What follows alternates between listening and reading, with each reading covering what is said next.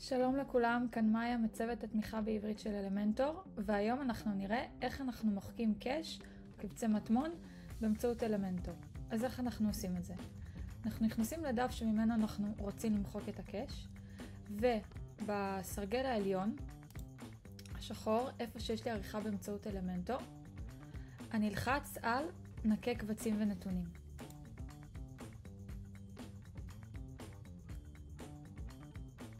אוקיי, עכשיו זה בעצם עשה את הניקוי.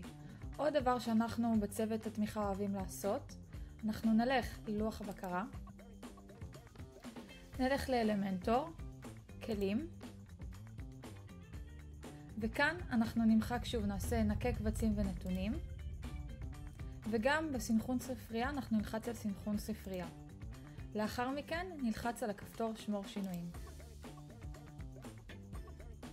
וזהו, סיימנו.